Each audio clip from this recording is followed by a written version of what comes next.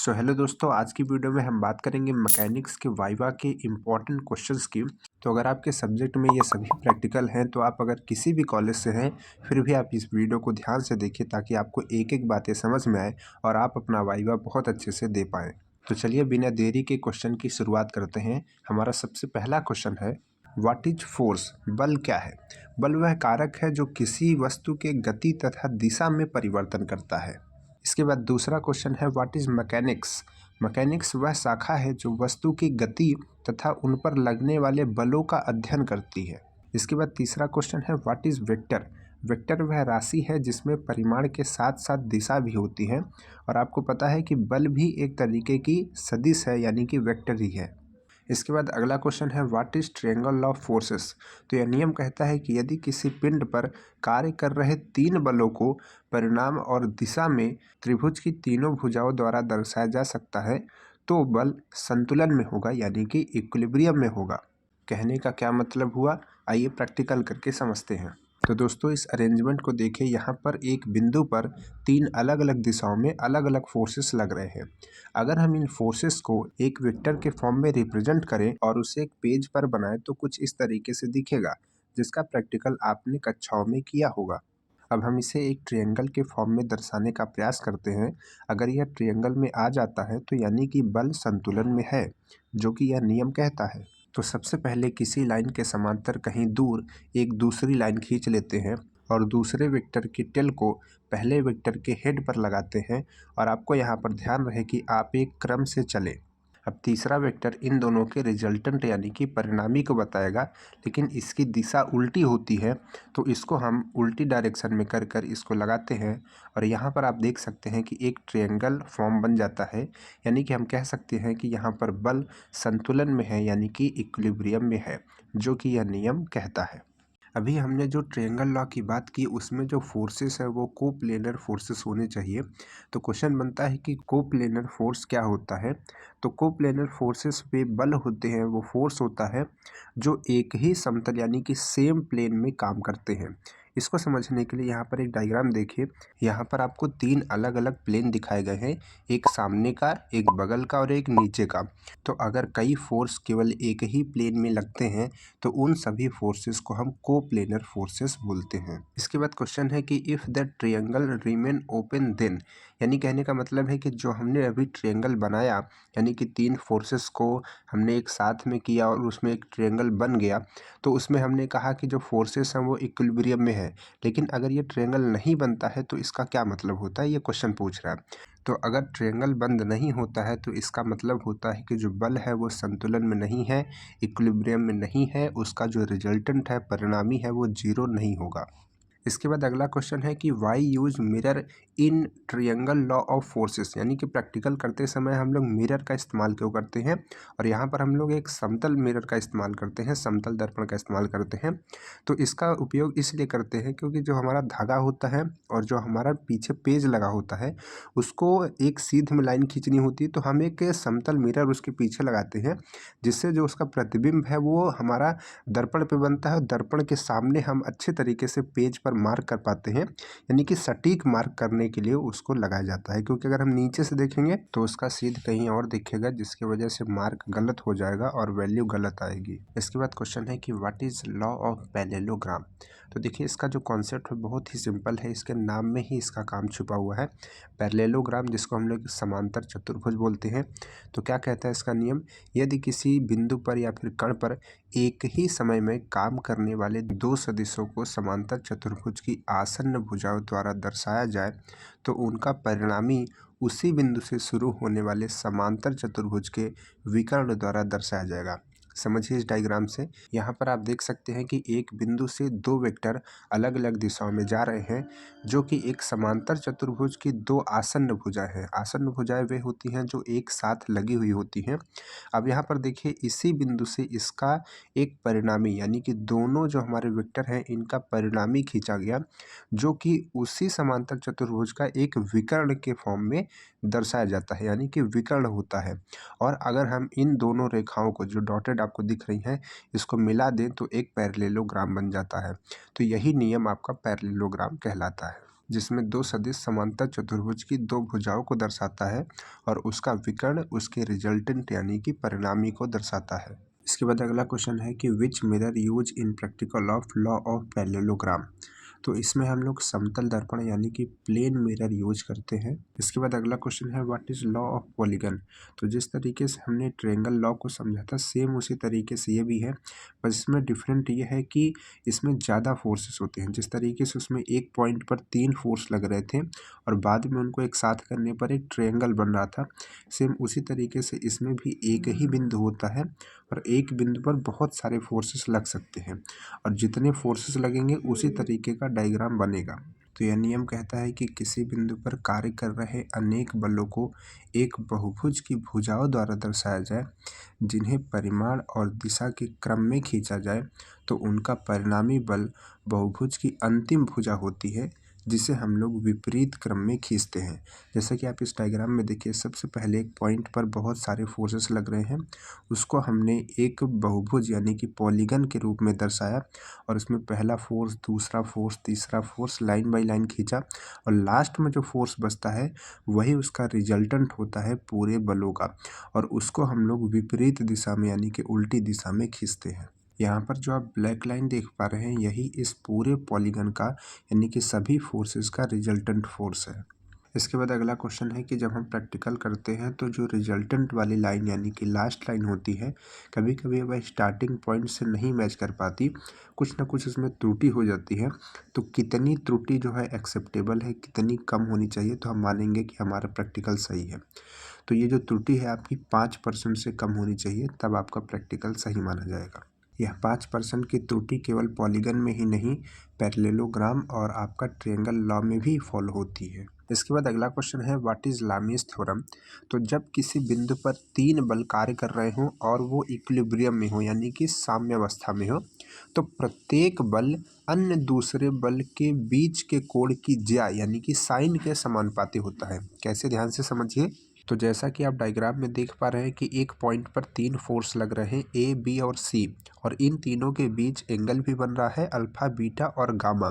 तो यहाँ पर देखिए नियम क्या कहता है कि अगर हम एक फोर्स को ले लें, मान लीजिए कि हमने ए फोर्स को ले लिया, तो बचे कौन, बी और सी।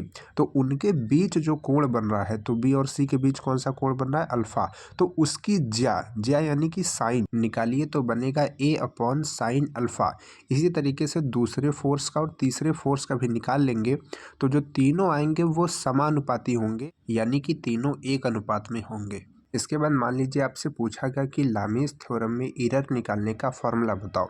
तो इसका फॉर्मूला बहुत ही सिंपल होता है। परसेंटेज में कैसे निकालते हैं परसेंटेज एरर, तो इसका फॉर्मूला होता है कि जो हाईएस्ट वैल्यू होती है और जो लोएस्ट वैल्यू होती है उसका माइनस, और अपॉन में जो मीडियम वैल्यू होती है उसको डिवाइड कर दीजिए और 100 से मल्टीप्लाई कर दीजिए, परसेंटेज एरर आपको पता चल जाएगी। लेकिन ये हाईएस्ट, लोएस्ट और मीडियम वैल्यू कौन सी होगी, इसको बहुत ध्यान से समझिएगा।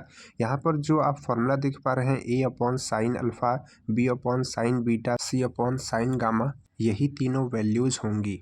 मान लीजिए कि प्रैक्टिकल करते टाइम आपने जो फोर्स लगाया वो 50 न्यूटन का है और जो एंगल है उनमें से पहला एंगल 125 डिग्री, दूसरा एंगल 119 डिग्री और तीसरा एंगल 117 डिग्री बनता है। तो सॉल्व करने पर इन तीनों की अलग अलग वैल्यू आएगी। अब इनमें से जो सबसे बड़ी है और जो सबसे छोटी है उनको घटाइए और घटाने के बाद जो सबसे मीडियम वैल्यू है उससे डिवाइड कीजिए और 100 से मल्टीप्लाई कीजिए, तो आपका यहाँ पर जो वैल्यू आती है यही परसेंटेज एरर होती है। इसके बाद क्वेश्चन है कि what is moment of inertia. तो मोमेंट ऑफ इनर्शिया को बहुत ध्यान से समझिएगा, इससे कई क्वेश्चन आते हैं। तो मोमेंट ऑफ इनर्शिया क्या कहता है कि किसी पिंड की किसी निर्धारित एक्सिस यानी कि कोई भी ऑब्जेक्ट ले लीजिए, उसका एक कोई एक्सिस हो जाए, ठीक है, उसके चारों ओर घूर्णन गति के परिवर्तन का विरोध करने की क्षमता को मोमेंट ऑफ इनर्शिया कहते हैं। जैसा कि हम सभी जानते हैं इनर्शिया के बारे में, इनर्शिया यानी कि जड़त्व क्या कहता है कि अगर कोई पिंड अगर गति में है तो वह गति में ही रहेगा जब तक उस पर कोई फोर्स ना लगे। अगर कोई वस्तु रुकी हुई है तो रुकी ही रहेगी जब तक उस पर कोई फोर्स ना लगे। ये इनर्शिया का रूल कहता है। लेकिन मोमेंट ऑफ इनर्शिया क्या कहता है कि अगर कोई चीज़ घूम रही है तो वो घूमती ही रहेगी, अगर कोई चीज़ रुकी हुई है तो वो घूमेगी नहीं। यानी कि मोमेंट ऑफ इनर्शिया कोई अलग चीज़ नहीं है, ये बस घूर्णन गति के लिए आता है कि अगर कोई चीज़ घूम रही है तो घूमेगी, अगर नहीं घूम रही है तो वो घूमने का विरोध करेगी। यह मोमेंट ऑफ इनर्शिया किसी भी बॉडी के द्रव्यमान यानी कि मास तथा द्रव्यमान से एक्सिस के बीच की दूरी पर डिपेंड करता है। तो इसका फॉर्मूला बनता है I=mr²। तो देखिए दोस्तों, पुराने लोगों ने मोमेंट ऑफ इनर्शिया को कैसे समझा और उसका कैसे इस्तेमाल किया। तो देखिए, आप पहले डायग्राम में यहाँ पर देख पा रहे हैं कि एक व्हील है। इस तरीके से पुराने लोग अपनी व्हील को बनाते थे, जिसमें मास आप देख पा रहे हैं पूरा एक तरीके से है और इसकी कुछ ना कुछ रेडियस है और एक एक्सिस के अबाउट ये पूरी व्हील चलती है। लेकिन यहाँ पर हमने पढ़ा कि जो द्रव्यमान है वो एक्सिस से जितना दूर होगा उस पे ये डिपेंड करता है हमारा मोमेंट ऑफ इनर्शिया। तो हमने व्हील को क्या किया, व्हील का जो भी जितना भी मास है उसको हमने सेंटर से दूर किया। ठीक है, जितना दूर होगा एक्सिस से यानी कि सेंटर से, उतना ज़्यादा उसका इनर्शिया होगा। तो यहाँ पर हमने कुछ इस तरीके से जो हमारी न्यू डिज़ाइन व्हील है उनको बनाया। उसमें आप ज़्यादातर देखेंगे कि किनारे की तरफ ज़्यादा मास होता है और बीच में मास कम होता है। इसका यही कारण है ताकि मोमेंट ऑफ इनर्शिया इसका ज़्यादा हो जाए, क्योंकि मोमेंट ऑफ इनर्शिया अगर ज़्यादा होगा तो जैसा कि हमने कहा पहले, तो ये चलेगा नहीं, चलने का विरोध करेगा, लेकिन ये अगर चल गया तो फिर चलता ही रहेगा। क्योंकि मोमेंट ऑफ इनर्शिया ये भी कहता है कि अगर कोई चीज़ गति में आ जाती है तो फिर वो गति करती रहती है। तो इस तरीके से इसको बनाया गया और यहाँ पर मोमेंट ऑफ इनर्शिया को बढ़ाया गया और इससे हमारा फ़ायदा हुआ। और अगर फ्लाईव्हील को देखा जाए तो सेम कॉन्सेप्ट उसमें भी होता है। इस तरीके से आपने इंजन में लगी फ्लाईव्हील देखी होगी या फिर मशीनों में लगी फ्लाईव्हील देखी होगी। तो उसमें क्या होता है कि जो ज़्यादातर मास होता है वो उसके किनारे होता है और सेंटर पे उसका एक्सिस होता है, जिसकी वजह से उसका मोमेंट ऑफ इनर्शिया बढ़ जाता है। तो अगर एक बार वो घूमना स्टार्ट कर देती है तो बहुत अच्छे से घूमती है। इसके बाद क्वेश्चन आता है कि what is simple screw jack. तो देखिए, सिंपल स्क्रू जैक एक तरीके की मशीन होती है जिसमें हम लोग बहुत ही कम एफर्ट यानी कि बहुत ही कम फोर्स लगा करके बहुत भारी से भारी वजन को उठा सकते हैं। तो यह एक प्रिंसिपल पर काम करता है जो कि नट और स्क्रू का प्रिंसिपल होता है। यहाँ पर आप डायग्राम में देख सकते हैं कि एक हैंडल को घुमाने से पूरा जैक ऊपर नीचे कर रहा है, यानी कि आसानी से हम इसको घुमा रहे हैं और पूरा वजन लेकर के ये ऊपर और नीचे कर सकता है। इसको और अच्छे से समझने के लिए थोड़ा और एनिमेशन का यूज करते हैं। यहाँ पर देखिए, आप देख सकते हैं कि एक रेड कलर का है जो कि हैंडल का है और यहाँ पर ग्रीन कलर का ये आपका जैक है। तो जब हम इसको घुमाते हैं तो ये एक बार ऊपर, अगर वापस उल्टा घुमाएंगे तो नीचे, इस तरीके से ये ऊपर और नीचे करता है। और यहाँ पर एक क्वेश्चन यह भी बनता है कि व्हाट इज़ मैकेनिकल एडवांटेज। तो मैकेनिकल एडवांटेज यही होता है कि हम कम काम करके ज़्यादा आउटपुट लेते हैं, यानी कि बहुत आराम से हम लोग हैंडल को घुमाते हैं लेकिन ज़्यादा से ज़्यादा वजन को उठा सकते हैं। यही हमारा मैकेनिकल एडवांटेज होता है। इसके बाद अगला क्वेश्चन है व्हाट इज़ पिच, जिसको हम लोग कभी कभी चूड़ी भी कहते हैं। तो इसको डिफाइन करते हैं कि थ्रेड के दो सक्सेसिव क्रेस्ट यानी कि एक के बाद एक जो उसकी क्रेस्ट होती है, जो चूड़ी होती है, उनके बीच की जो एक्सियल डिस्टेंस होती है यानी कि जो सीधी डिस्टेंस होती है, उसी को हम लोग पिच कहते हैं। जैसा कि आप यहाँ पर डायग्राम में देख पा रहे हैं कि दो थ्रेड के बीच की दूरी निकाली गई है जो कि आ रही है 0.5 mm। तो यही इसकी पिच हो जाएगी।